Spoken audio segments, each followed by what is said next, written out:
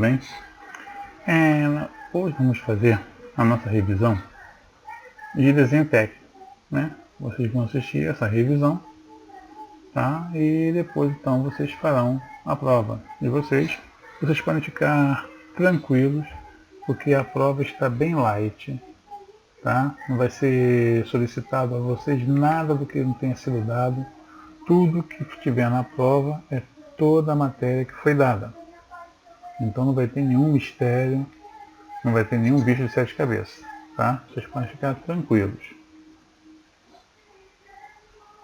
Tá legal? Deixa eu botar minha cara aqui, né? Vocês não estavam me vendo, né? Estavam vendo só a apostila, tá legal? Então vocês podem ficar tranquilos, tá ok?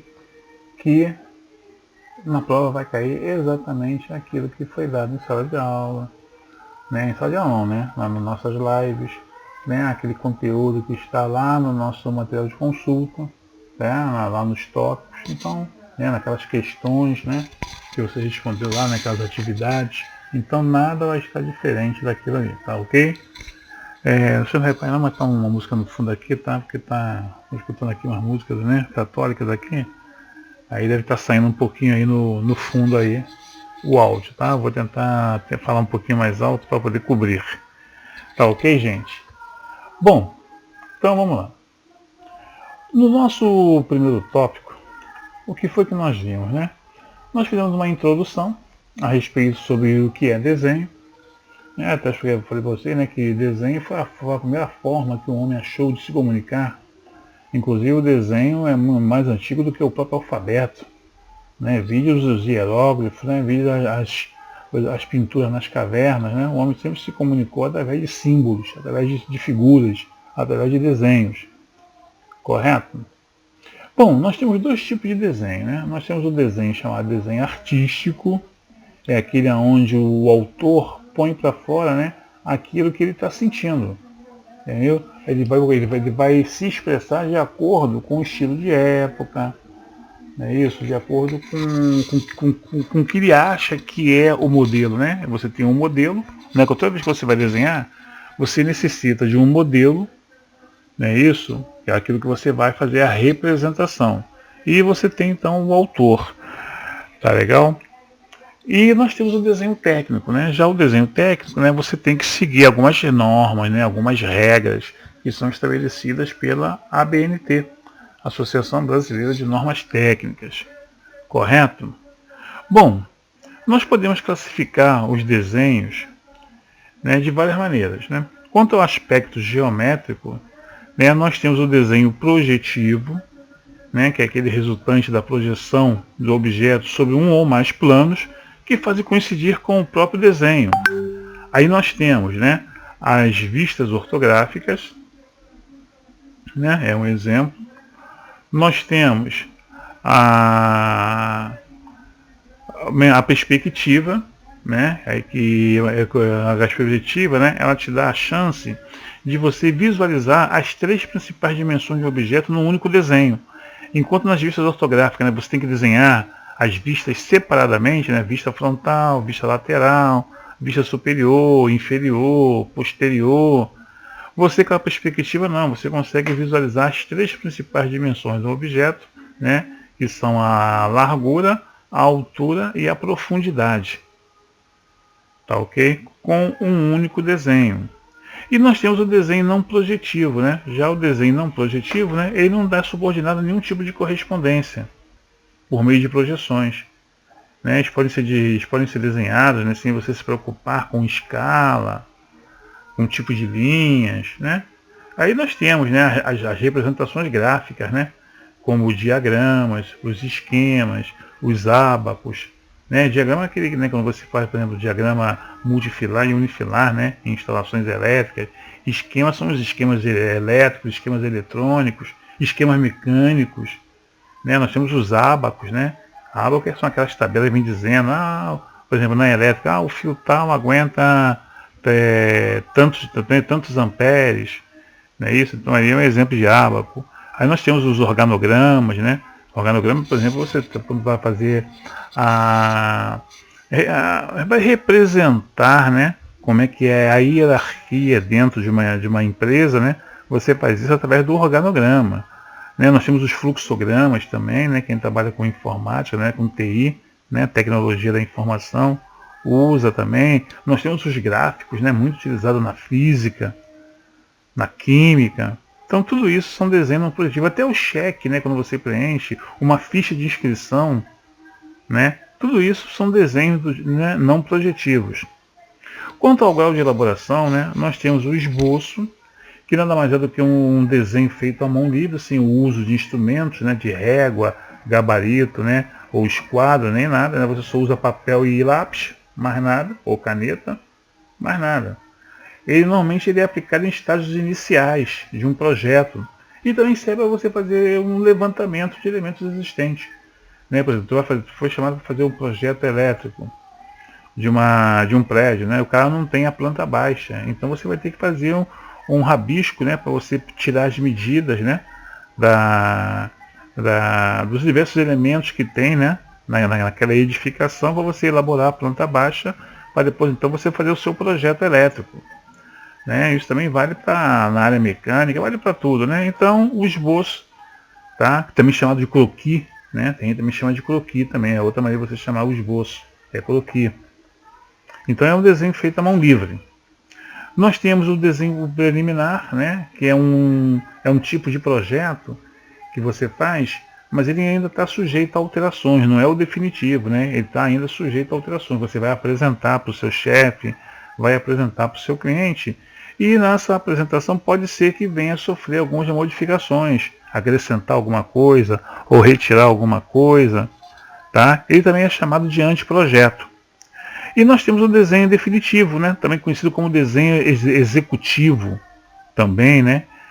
Ali já é a solução final do projeto, contendo todos os elementos, né, para você fazer, para você executar e tudo que você tenha uma compreensão do que está ali, né? Você possa entender, porque porque a finalidade do desenho é evitar que o engenheiro, que o projetista, que o técnico fique o tempo todo na linha de produção ou no canteiro de obras, entendeu?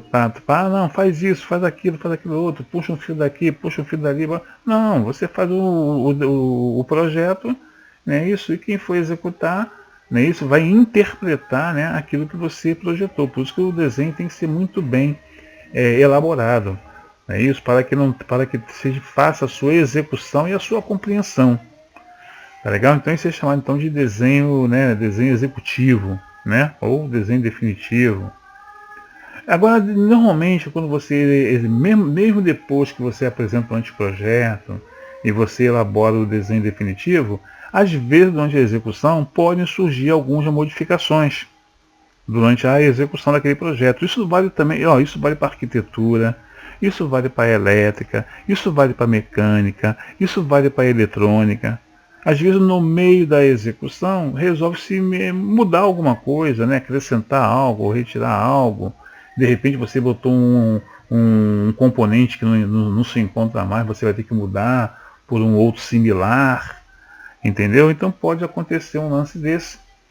Aí toda vez que você modifica um projeto aprovado, né, um desenho definitivo, você tem que registrar essas alterações. O nome disso chama-se as-built, tá? Como construído, né? Então foi executado desta forma. Tá legal?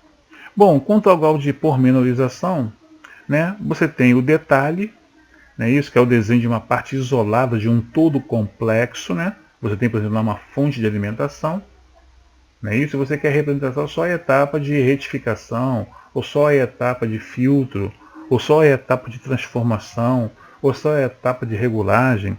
Né, isso você tem lá o desenho de um PC, né, uma planta, né, a gente chama de planta PC. Tu quer determinar como é que vai ficar a cabine, só o armário de medição, quais são os elementos, entendeu? Então isso aí nós chamamos então de desenho de detalhe. E nós temos o desenho de conjunto.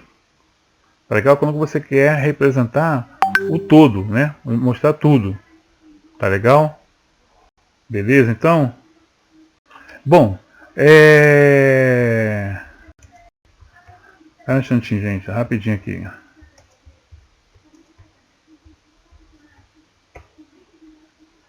Bom, vamos lá, aqui, vamos continuar aqui. Nós podemos classificar também o desenho, embora não foi colocado aqui, mas nós podemos também classificar o desenho, né, contra a apresentação, não é isso? Ficou faltando um lance desse, inclusive não vai ser cobrado na prova, né? Mas inclusive eu vou ter que acrescentar agora nesse material de consulta.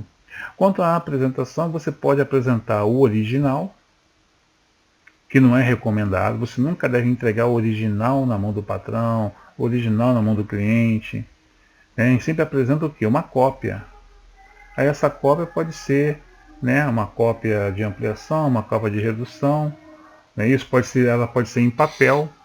E hoje em dia a gente manda muito isso em mídia, né? Hoje em dia a gente usa muito a nuvem.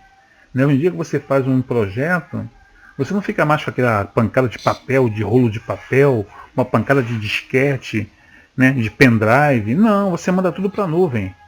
Então, aonde você estiver, é só ter o computador ou o celular, você vai acessar a nuvem e você vai então ter acesso ao projeto. Né? Existe até um programa chamado Overnote.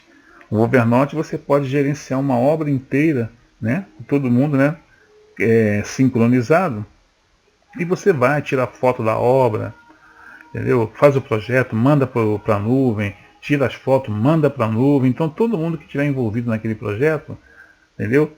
Tem em tempo real todo o andamento, né, da obra. Então é muito legal e é muito importante isso.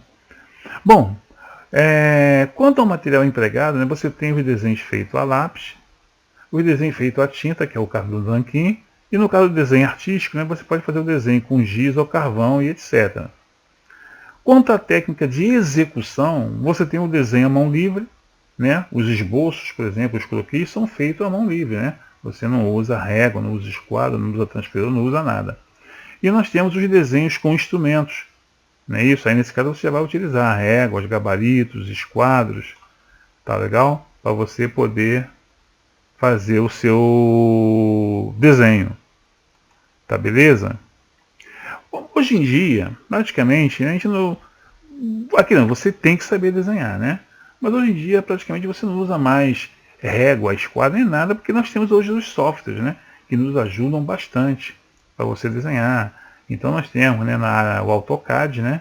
Que foi um dos primeiros que apareceram, né? Foi um dos primeiros, né? E nós temos na parte eletrônica, o Electronic Workbench, o Tango Orcad, nós temos o SolidWorks, né, para quem é na área de mecânica, né? O AutoCAD serve também para a parte de elétrica, serve para a parte de eletrônica também, de mecânica. O AutoCAD desenha tudo, né? Ele desenha tudo. Os outros são aplicativos, né? Que podem trabalhar separadamente ou sendo um aplicativo do AutoCAD, né? Aí na área elétrica nós temos o ProElétrico, AutoEng, né? Nós temos o AutoQLumine, que eu gosto dele, é muito bom. Tá beleza? Bom, eu falei sobre os materiais, né? Agora quais são os materiais utilizados para desenhar, né? Sem ser os lápis e tudo mais. Nós temos, né, o papel, né, isso que tem o seu formato aprovado pela ABNT, que começa no A4, vai até o A0. O A4 é o menor papel para desenhar. Ele tem 21 centímetros de largura e 29,7 centímetros de altura, né, isto é, 210 por 297. Tá? E o maior, né, é o A0, que tem 841 milímetros por 1189, quer dizer, 1,20 m, né, mais ou menos, né? 1,20 m por 85, mais ou menos, arredondando, né? Do lado esquerdo fica você tem que fazer sempre uma margem, né, em toda a folha de desenho. A margem do lado esquerdo é padrão para qualquer formato, é de 25 milímetros, né, ou 2,5 cm. E a superior, lateral direita e inferior vai depender, né? Para os formatos A0 e A1 são 10 milímetros. Para os formatos A2, A3 e A4 são 7 milímetros.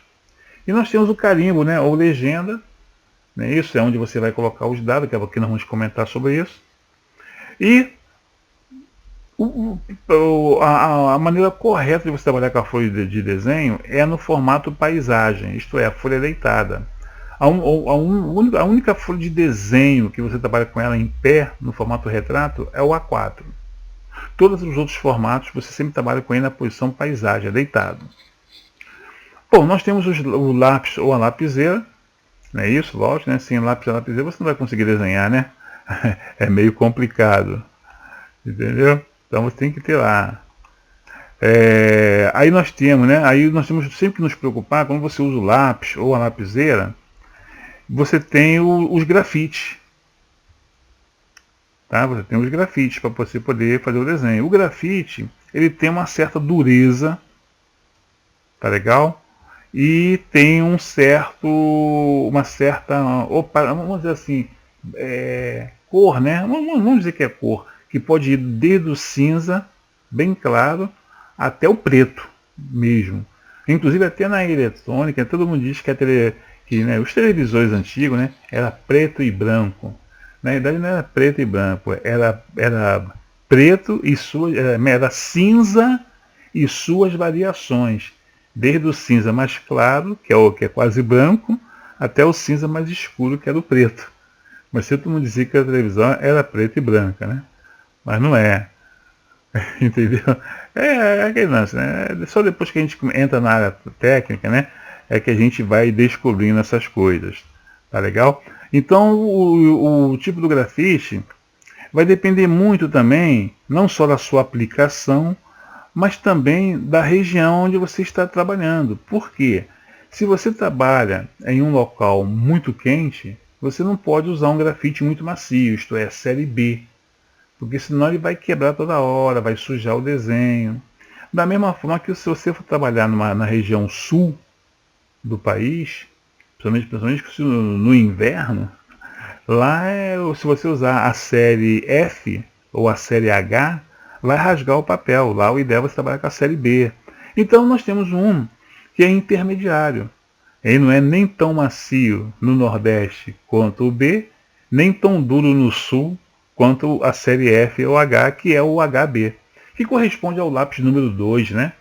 Quando a gente usa lápis comum, ele corresponde ao lápis número 2, correto? Então nós temos a borracha, que deve ser sempre aquela borracha macia, né? E clara, né? Não precisa ser branca, pode ser meio um pouquinho verdinha, né? Meio esverdeada, meio azulada. O importante é que ela seja macia. Nós chamamos isso aí muito de borracha plástica. Nós temos a régua, para você fazer a medida, né? Fazer as medições. Nós temos o escalímetro, né? Quando você quer fazer um desenho para ampliar ou reduzir, você tem que fazer isso através de uma escala. Ao invés de você ficar fazendo contas com a régua normal, você usa já o escalímetro, que já tem essas contas elaboradas para vocês. Tá legal? Nós temos os esquadros, que serve para você traçar linhas em ângulos. Né? O par de esquadros é formado por dois esquadros, onde um é um triângulo isósceles, né? Que tem dois ângulos de 45 e um de 90. E é formado por um outro, né?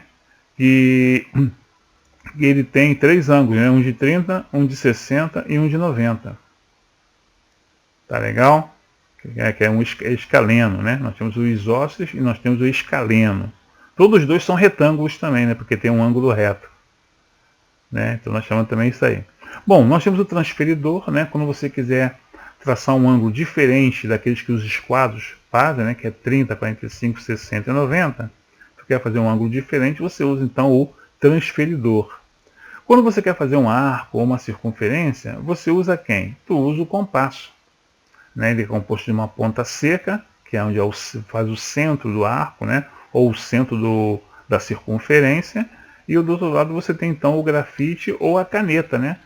Tem uns que você pode prender também uma caneta nele, né? Esse aqui é com grafite, esse que está na figurazinha aí.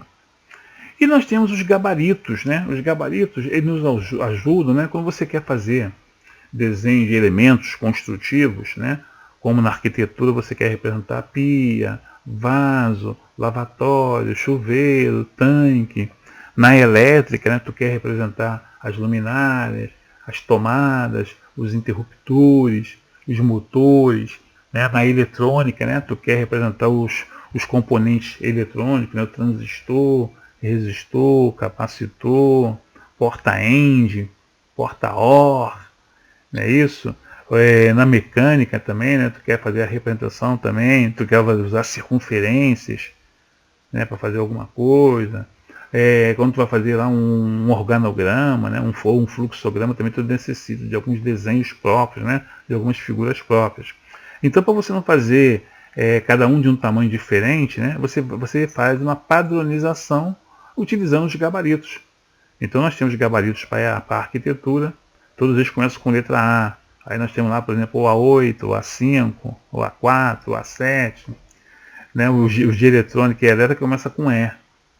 Né? Por exemplo, para fazer placas eletrônicas, nós temos o E28. Para fazer o circuito eletrônico, nós temos o E25. Para fazer uma planta elétrica, nós temos o E13 e nós temos o E26. Eu particularmente gosto mais desse que está aí na figura, que é o E26. Tá? Você tem aí para fazer na escala 1:50 e para fazer na escala 1:100. Porque no E13 não vem dizendo que escala que é, então você tem que ficar se adaptando ao tamanho. Aqui não é 26 não. Já vem dizendo qual é o elemento, se é luminário 2x40, 2x110, 2x20, 4x20, e já vem nas escalas 1:100 e 1:50, que são as escalas mais utilizadas para fazer um projeto. Nós temos a caligrafia técnica, né? Na caligrafia técnica você vai escrever no desenho, né? Isso, o nome dos compartimentos, o nome dos componentes, o carimbo, né, também. Então, tudo que você tiver que escrever, né, as observações, correto? Então você tem que fazer isso através de uma caligrafia técnica, né? Você não pode fazer manuscrito. Porque se você fizer manuscrito, ninguém vai entender sua letra, né? E tem gente que escreve que é um Deus nos acuda, né? Para você entender, tipo letra de médico, né? Você não consegue entender nada. Então você tem que usar a caligrafia técnica, que são essas letras, né? Chamadas de letra bastão, né? Tem muita gente que chama de letra de forma também, né? Então ela pode ser vertical, né? Ela pode ser inclinada, né? Ligeiramente para a direita, em mais ou menos 160 e 75 graus. É isso? Elas podem ser todas maiúsculas, podem ser todas minúsculas, pode misturar maiúscula com minúscula. Tá beleza? O importante é que tem que ser letra bastão ou letra de forma, para facilitar a compreensão. Tá legal? E não trazer dupla interpretação. Nós temos as escalas, né? Quando você vai fazer um desenho que você necessita de ampliar ou reduzir, né? Você tem que fazer isso através de uma proporcionalidade. Então você vai usar as escalas. Quando você vai desenhar o objeto no tamanho dele real, nós dizemos que a escala é natural, ou o tamanho real, é 1:1. Isto é, cada uma unidade do objeto corresponde a uma unidade no papel. Normalmente a gente usa sempre o centímetro, né? Em desenho técnico. Então, para cada 1 centímetro no papel, é 1 centímetro do objeto real. No caso da redução, é 1:2, 1:5, 1:10, 1:50.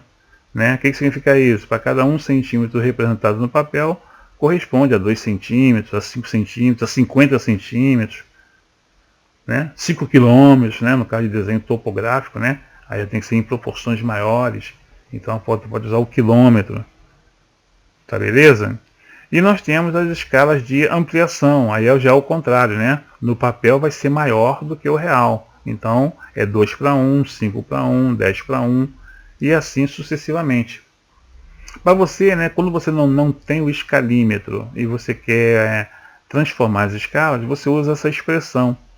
1 está para exão, onde exão é a escala que você deseja, né? Se é 20, se é 50, se é 25, 75. Está para desenho, é a medida encontrada no desenho, no papel, e desão é a medida real do objeto. Então, basicamente, para você reduzir, basta você pegar a medida em centímetros e dividir pela escala. Então, um exemplo aí, né? Eu quero 5,30 m na escala 1:50. 5,30 m, eu vou, né, botando na fórmula para ficar 1:50, assim como o desenho, que é o que você quer no papel, está para 5,30 m, passando para centímetros, 530.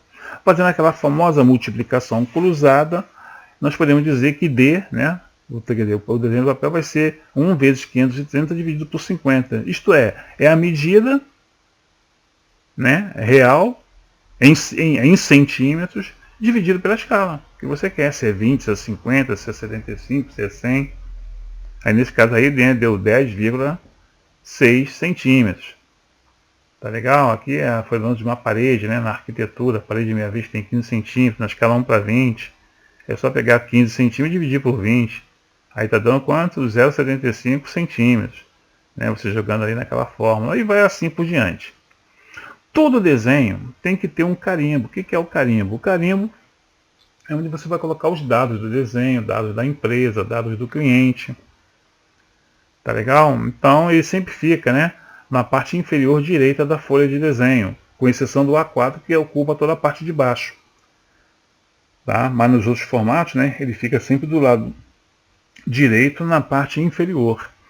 Aí nesse carimbo você vai colocar o quê? O nome da empresa, aí vai botar logotipo, e-mail, WhatsApp, né, redes sociais, tudo aí, né?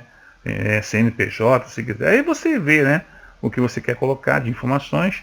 Tem que ter o nome de quem está desenhando ou projetando, lógico, né? Que se der algum problema, né? Todo mundo já sabe atrás de quem que tem que correr, né? Para processar ou dar aquela bronca, né? Nome do cliente, com, né, escala, né? Que você vai botar, se é 1 para 50, escala natural. Quando você faz um desenho com várias escalas, né, na folha de desenho vão ter vários desenhos com escalas diferentes, você bota assim no carimbo, escala indicada. Aí em cada desenho, embaixo do título do desenho vai ter a sua escala.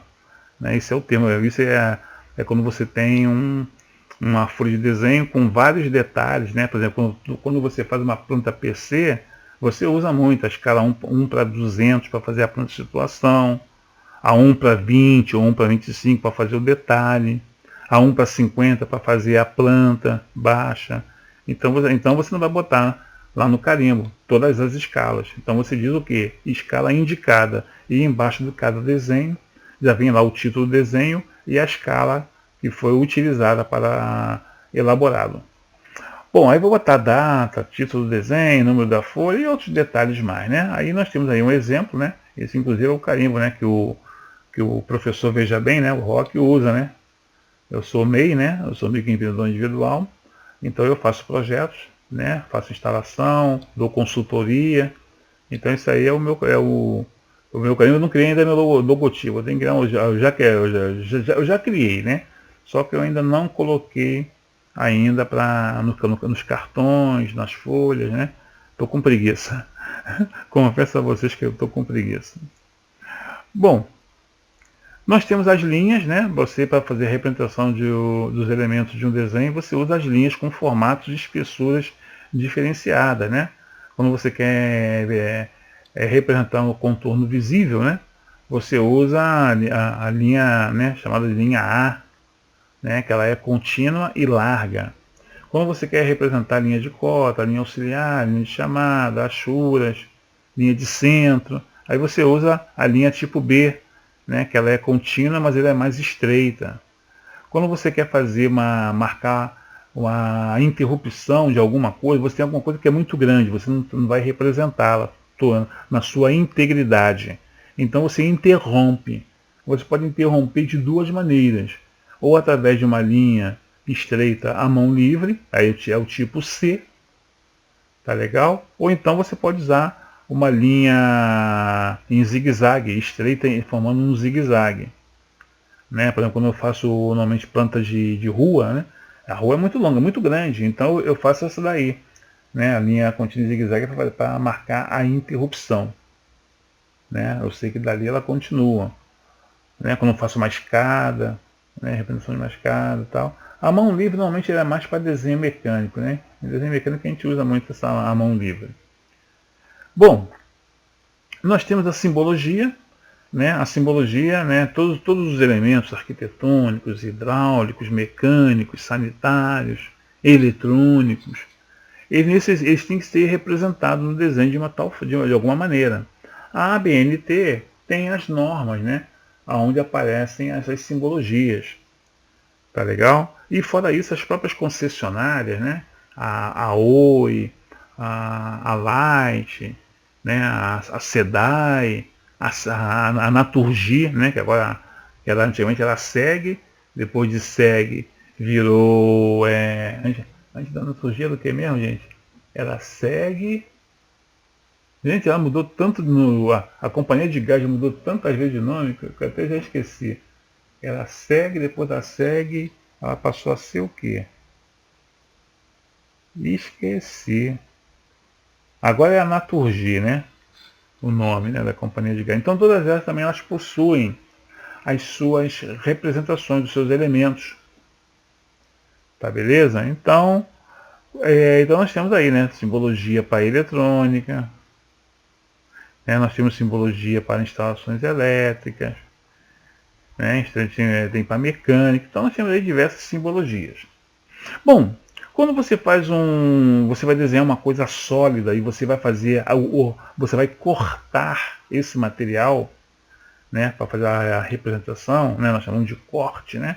A própria planta baixa é um tipo de corte, né? Você vai cortar as paredes de uma residência, né, através de um plano secante a 1,5 m do piso.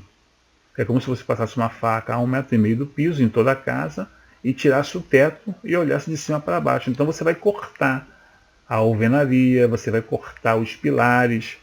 Então sempre quando você cortar algum elemento sólido, você tem que fazer uma achura, que são linhas, né, a 45 graus, linhas finas, que vão representar o tipo de material que está sendo utilizado naquele material sólido.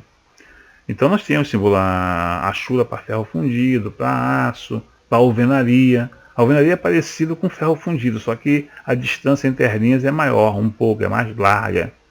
É como se fosse a distância do aço, só que no aço é de 2 em 2, né? Na alvenaria seria de 1 em 1. Aí eu tenho achura para concreto, para mármore, para madeira, madeira de face, madeira de topo, e vai por aí afora. Tá beleza? Então, foi isso daí que vocês viram no primeiro tópico comigo. Tá legal? Nós vimos isso. Tá legal? Até eu comentei, até fiz uma brincadeira, né, o lance da caligrafia técnica, né, do médico que passou lá uma receita para enteada que ninguém conseguia entender. Era fazer compressa de água amarga no local. Até hoje eu não sei que remédio o cara queria vender, que ninguém conseguiu interpretar que era isso. Beleza? Então foi isso que nós vimos no primeiro tópico. Tá beleza? Já no segundo tópico, o que nós vimos, né? No segundo tópico. No segundo tópico nós tivemos uma noção de geometria. Não é isso? Então no segundo tópico já foi o que? Uma noção de geometria plana e de geometria descritiva. Então eu falei, né, que a geometria é uma área da matemática que estuda as formas dos objetos, analisa suas dimensões e suas posições. Né? Ela é formada pelo geo, né, que significa terra, e metria, que é medida. Então a medida da terra, né, a grosso modo, né, falando. Bom, dizem, né, que a geometria apareceu no século 7 a.C., né? Os grandes navegadores utilizavam, né, os astros para navegar. E a astronomia utilizou muita geometria, né, para fazer a localização, né, de alguns pontos na Terra, de algumas estrelas, né, utilizou muita geometria. Bom, a geometria é dividida em geometria plana, né, que é essa que a gente vai estudar aqui, né, em desenho técnico, que ela estuda então as formas que não têm volume. Então são as figuras planas, só tem 2 dimensões. Entendeu? Só tem largura e altura. Ou largura e comprimento, como queira chamar. Tá legal? É o caso dos triângulos, dos quadriláteros, dos retângulos e outras coisas mais. Nós temos a geometria espacial, que agora já estuda os objetos, né? Que nós chamamos de geometria do espaço, né? Ela já estuda os objetos com 3 dimensões, comprimento, largura e altura. Né? Ou profundidade, aí depende do nome que você quer, tem que dar profundidade, largura, altura e profundidade. Então são as figuras que têm volume, né? Aí você vai estudar então os cubos, os paralelepípedos, as pirâmides, os cones, cilindros, esferas. Não é isso? Então é a geometria espacial. E nós temos a geometria analítica, que é aquela que todo mundo detesta, que é aquela que utiliza as coordenadas, né, e funções do plano cartesiano. Não é isso? para solucionar perguntas de matemática, né? Lugar geométrico, verdadeira grandeza, coeficiente angular de uma reta. Ih, caramba, é a área que relaciona a álgebra com a geometria. Aí como o pessoal não é muito chegado à álgebra, né? Então também não gosta da geometria analítica. Ainda bem que em desenho técnico a gente não precisa da geometria analítica. Não é isso? Bom, que são muitas fórmulas, né? Bom, na geometria plana, né? Também chamada de euclidiana, né? Graças a Euclides, né? De Alexandria, né? Que foi um geômetra, né? Geômetra é um geômetro, né? Que é o famoso pai da geometria, entendeu? Então ele definiu o seguinte, né, para as figuras planas, isso é, figuras com duas dimensões. Nós temos o ponto. O ponto é a menor figura geométrica que existe. É o ponto. Determina uma posição no espaço. É um ponto. Acabou. Nós temos a reta, que é um conjunto de pontos, um ao lado do outro, ou de um ponto se deslocando em alta velocidade, vira uma reta. Não esquecendo que a reta não tem início nem tem fim. É isso? Quando você desenha uma reta, definindo dois pontos, um de início e um de final, você está desenhando um segmento de reta e não uma reta. Nós temos o plano, né, que é um conjunto infinito, né, com duas dimensões. Ele é infinito. Você também tem que definir o lugar geométrico que você vai utilizar do plano. Que o plano também ele é infinito. Começa não sei onde e termina em Deus me livre. Nós temos os triângulos, né, que são figuras que têm três lados e podem ser divididas da seguinte maneira, né? Quanto ao número de lados, nós temos o equilátero, que tem três lados iguais, consequentemente três ângulos internos que também são iguais. São três ângulos de 60. Nós temos o escaleno, onde os lados e os ângulos internos são diferentes, que é aquele do par de esquadro que eu falei, né, que tem 30, 60 e 90. Ele é um escaleno. Nós temos os isósceles, que apresentam dois ângulos internos iguais, que é aquele outro esquadro, né, que tem dois ângulos de 45 e um de 90. E quanto aos ângulos, né, nós temos o acutângulo, onde todos os ângulos são menores do que 90. É o caso, por exemplo, do triângulo equilátero. Como o triângulo equilátero tem três ângulos de 60, ele é equilátero e acutângulo, porque todos os ângulos são menores do que 90. Nós temos o retângulo, onde um deles tem que ser igual a 90. Né? Então, interessante que o triângulo isósceles, ele é isósceles, não é isso? E é também o quê? Retângulo. Porque ele apresenta um ângulo reto, um ângulo com 90. Aqui também, né, que tem do par de esquadro também, né, aquele escaleno, ele também é retângulo. E nós temos o obtusângulo, onde um dos ângulos é maior do que 90. Eu não vi até hoje nenhum esquadro que tenha isso. Tá? Em desenho não, em desenho você faz, né? Como você faz desenho, por exemplo, levantamento topográfico, né? Muitas vezes você vai ter que desenhar um ângulo, né, num terreno que ele pode ser um triângulo, o terreno, e ter um dos ângulos maior do que 90. Particularmente, eu nunca desenhei, tá? Mas pode existir. Tá, beleza? Aí nós temos os quadrados, né, que apresentam quatro lados iguais. Temos os retângulos, que apresentam lados iguais de 2 a 2. E ângulos também iguais, né, 2 a 2. E outras figuras geométricas, né? Aí nós temos os pentágonos com 5 lados, os hexágonos, os trapézios, os losângulos, né, os troncos, e vai para fora, é muita coisa. Algumas figuras geométricas apresentam três dimensões e são denominadas de sólidos geométricos. Os sólidos são objetos tridimensionais definidos no espaço. A ciência estuda os sólidos, os sólidos é chamado então de geometria espacial. E são divididos em três grupos, né? Nós temos os sólidos quaisquer, né? Nós temos os poliedros, que são os prímos, as pirâmides, etc. E nós temos os corpos redondos, que são os cones, os cilindros e as esferas. Nós podemos também dizer que muitas vezes um sólido geométrico é uma figura plana em revolução. Se você pegar um triângulo, achar o seu eixo e girar, ele vira um cone. Né? Se você pegar uma circunferência, achar o seu eixo e girar em alta velocidade, tá? Ela vai virar uma esfera. Se você pegar por exemplo, um retângulo, achar o seu eixo e girar ele, vai virar um cilindro, tá beleza? Bom, aí na geometria descritiva, né, também chamada de geometria mongiana, né, que é o método de Monge, tem como representar os objetos em 3 dimensões utilizando um plano bidimensional. Por quê? Ele tem 3 dimensões, mas você não tem como representar 3 dimensões. Você não consegue visualizar em três planos ao mesmo tempo. Você só consegue desenhar, representar um só de cada vez, um plano de cada vez. Então, na geometria descritiva, então você vai representar através de uma coisa chamada de diedro, né? Nós podemos dividir uma circunferência em 4 partes, né, que nós chamamos de quadrante, primeiro, segundo, terceiro e quarto. E cada quadrante desse aí ele vai virar 2 planos, um plano vertical e um plano horizontal, e vai formar então os diedros. Então nós temos o primeiro, segundo, terceiro e quarto diedro, tá? Bom, o primeiro diedro, né, é que a gente usa muito aqui no Brasil, né, que vai de 0 a 90 graus. Ou então você também pode usar o terceiro, que vai de 180 a 270, né, que são as empresas multinacionais que fazem o desenho do terceiro diedro. Tá legal? Então, esse diedro, mas só que você usando o diedro, você só consegue visualizar o quê? 2 planos, plano vertical e horizontal. Então, você só vai conseguir visualizar 2 dimensões. Para você poder visualizar a terceira dimensão, você vai ter que utilizar um plano auxiliar.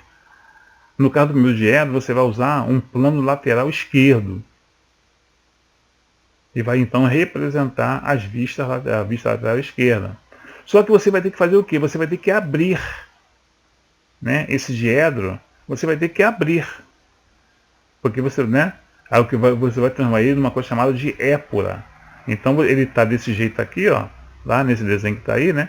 Está aqui os 3 planos, plano vertical, plano horizontal e o plano lateral. Então você vai ter que abrir. Você vai ter que, nós chamamos de, o nome correto disso aí tu vai planificar, né? Você vai planificar, você vai abrir. Aí com isso você tem, né, aqui no plano vertical, onde você representa a vista frontal. No plano horizontal, você representa a vista superior, que também pode ser chamada também de planta. E nós temos do lado direito da vista frontal a vista lateral esquerda. Ela sempre fica do lado direito. Tá beleza? Então, gente, foi isso que nós vimos na nossa segunda aula. E nós partimos para a parte prática, né? Nós fomos fazer as vistas ortográficas de sólido geométrico. Aí nós fomos para a aula prática. Tá legal? Que vocês, inclusive, que gerou um relatório que vocês fizeram. Tá beleza, meus queridos? Ok? Bom, aí o que aconteceu? Depois nós fomos para o terceiro tópico. O terceiro tópico também foi uma coisa assim bem rápida, porque na verdade o terceiro tópico ele foi mais prático do que teoria, né? Eu falei um pouquinho da teoria do terceiro tópico, mas na hora mesmo, né, do vamos ver, nós vimos mais detalhes do terceiro tópico na parte prática, que é a parte da cotagem, né? Que é a elaboração das vistas ortográficas com a cotagem. Que na realidade o segundo e terceiro tópico, os dois são juntos, né? É uma coisa só que você faz primeiro as vistas ortográficas, aí aprende a teoria, depois você vai na prática para elaborar as vistas ortográficas e colocar as medidas. Tá beleza? Então nós já vimos, né? No primeiro diedro, né, nós temos a vista frontal, vista lateral, lateral esquerda, vista superior. Isso vocês viram comigo, né? Isso.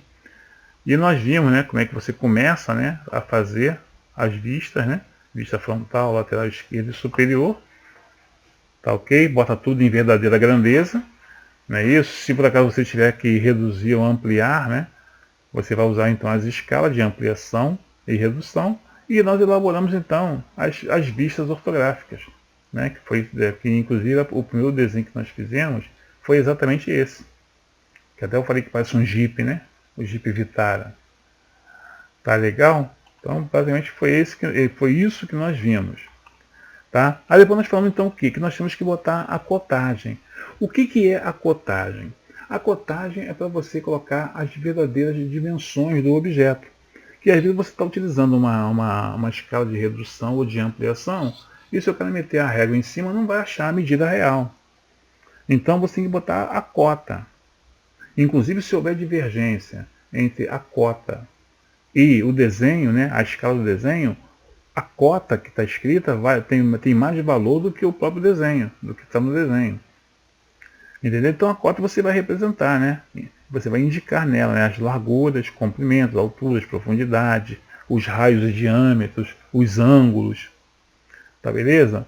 A cota ela é formada pela linha de chamada ou de extensão, né, que é aquele traço contínuo, né, que ele é perpendicular à aresta que você está medindo, não pode encostar no desenho, né, tem que estar pelo menos afastado 1 milímetro.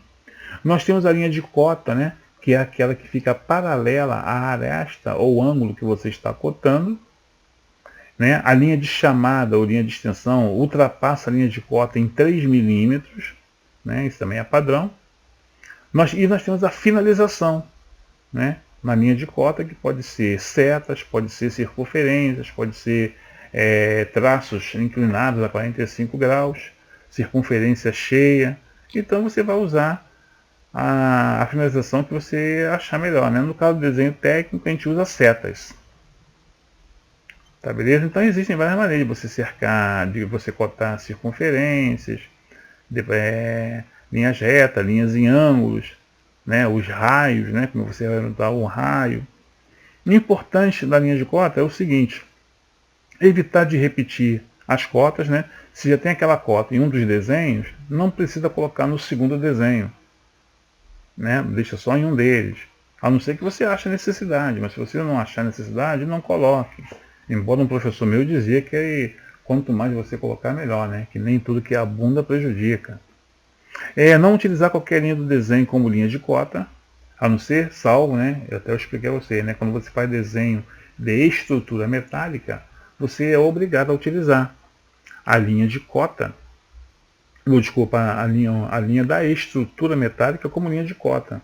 Muitas vezes, porque senão fica muita confusão para você representar uma treliça metálica. Evitar que a linha de cota corte qualquer linha auxiliar. Evitar que as pessoas ao ler o desenho tenham que fazer alguma soma ou subtração para achar uma medida oculta, alguma cota oculta. Até nesse desenho aqui, né, acontece isso, né, tem um erro aqui, né, que embaixo o cara botou aqui na vista lateral esquerda que tem 50. Mas em cima ele botou 15 e 20. Faltou a outra orelhinha aqui que também tem 15. Então eu vou ter que fazer conta. Se no total é 50, aqui em cima é 20, com 15 dá 35. 50 menos 35 é 15. Aqui ele tinha que ter colocado. Inclusive aqui está um erro.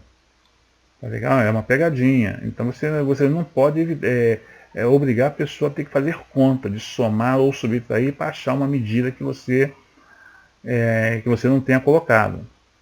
Tá legal? Você só deve cotar as arestas visíveis. As que não são visíveis você não deve cotar. Aqui, por exemplo, ó, esse furo e esse rasgo aqui, ó, essa depressão dessa orelha aqui, aparece na vista frontal, as duas. Na vista lateral aqui só aparece o furo, mas em nenhuma das duas, né? Mas esse furo eu não posso nem colocar na vista frontal, nem na vista lateral. Só na vista superior que eu vou poder cotar esse furo. Aí está aqui, ó, e tem 20 milímetros de diâmetro. Então eu nunca devo cotar as arestas invisíveis. Só cota aquilo que eu estou vendo. E evitar de cotar dentro da área churada, senão você vai confundir a linha de cota, a linha, né, das cotas com alguma linha do desenho. E nós temos aí diversas formas, né, de você cotar um desenho, né? Está aí mostrando aí abaixo, né, as finalizações e etc, etc, etc. Essa aula também, ela foi muito mais prática, né? Essa aula de cotagem, ela foi mais prática do que outra coisa. Né? Nós fizemos as vistas ortográficas, para até aquela figura que parece um U, né? E nós botamos as cotas.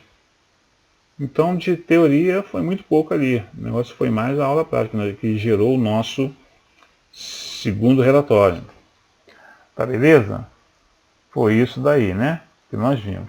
E depois, então, nós vimos, né, na aula passada, o nosso quarto tópico, não é isso? O nosso quarto tópico, ele já foi, nós já falamos a respeito de perspectiva, ou o famoso desenho 3D, né? Que é o desenho onde você, num único plano, você consegue representar as três dimensões de um objeto. Então, nós chamamos isso aí de perspectiva. Perspectiva também, né? É uma outra maneira de falar, que é o desenho 3D. É isso? Que é a geometria espacial, né? Chamada então de geometria espacial. Então, nós temos vários tipos de perspectiva, né? Nós temos a perspectiva cônica ou central e nós temos as perspectivas axométricas. Por sua vez, as axométricas, elas podem ser ortogonais.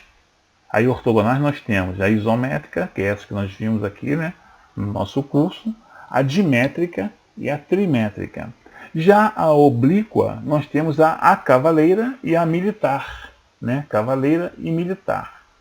São as duas, então, axonométricas oblíquas. Tá legal? E nós vimos, então, foi a perspectiva isométrica, né? Também foi uma aula prática também que nós tivemos, né? Nós começamos, né, na verdade, ela é formada por três eixos, né, defasados 120 graus entre si. E para nós começarmos a desenhar, né, nós temos que fazer uma linha horizontal, traçar dois ângulos de 30, um para cada lado, né, e uma linha vertical, para começar então a fazer os desenhos. Então, na isométrica, né, o nome iso, né, vem de mesma medida, né, isométrica é mesma medida. Aí então nós temos, né, os eixos x, y e z, para você fazer a perspectiva, não é isso? Onde no x, né, com z, você faz a representação da vista frontal, aí você vai ter a largura e a altura. O y com z, você faz você marca a profundidade, tá, do seu desenho, né, que é a vista lateral esquerda. Tá beleza? Então nós vimos isso aqui na prática, né? Inclusive nós fizemos essa figura, né, do nosso famoso jipinho, né? Nós fizemos isso aqui então na aula prática, quando eu mostrei a vocês como se faz esse desenho. E nós temos a perspectiva a cavaleira, né? A cavaleira, ela, né, a historinha dela, né? Ela é um tipo de projeção cilíndrica oblíqua, tá? Ele é um método de perspectiva rápida, de fácil, né? De você elaborar, né? De você entender, não é isso? Uma das faces do objeto, você desenha ela de frente para você, né? Como se fosse uma figura plana, e você inclina somente o quem? A profundidade. Tá legal? Essa perspectiva, né, a cavaleira, né, ela é uma variação do que nós chamamos de perspectiva militar, né? No século XX, os franceses chamavam, no século XIX, perdão, eles chamavam essa perspectiva de perspectiva militar. Então, uma das faces ela é paralela, né? Ela é plana, né? É como se fosse, né, um objeto você olhando de frente. E você inclina somente a profundidade, né? Através dos eixos das fugantes. Então, se esse eixo das fugantes que vai mostrar a profundidade, se a inclinação for de 30 graus, você tem que reduzir, né? Não é igual a isométrica não, que você bota a mesma medida não. Tu tem que reduzir. Por exemplo, se tiver 6 centímetros de profundidade, se você usar 30 graus de inclinação, tá? Vai ter 4 centímetros só. Você vai distorcer, vai representar somente 2/3. Se for de 45 graus, vai representar metade, 3 centímetros somente. E se for a 60 graus, você só vai representar 1/3.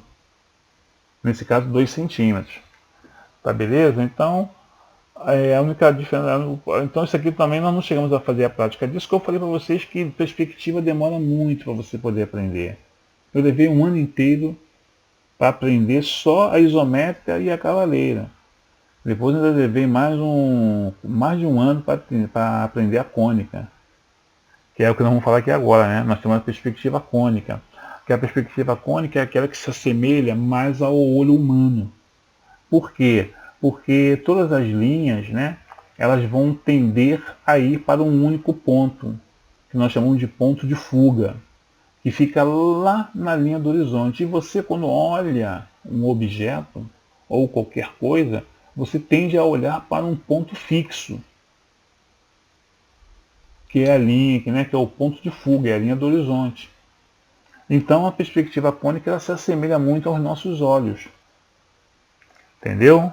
Então ela pode ter um único ponto de fuga, né? O caso aqui, ó, eu tenho a linha do horizonte, que fica na altura, né, dos olhos da pessoa que está olhando o objeto. Então ali nós temos a linha do horizonte, tá beleza? E aí em cima dela que você vai marcar então o seu ponto de fuga. Ela pode ter dois pontos de fuga, né? Aqui, por exemplo, estou representando uma esquina de uma rua. Eu tenho um prédio que pega a esquina das duas ruas e estou representando a rua A e a rua B.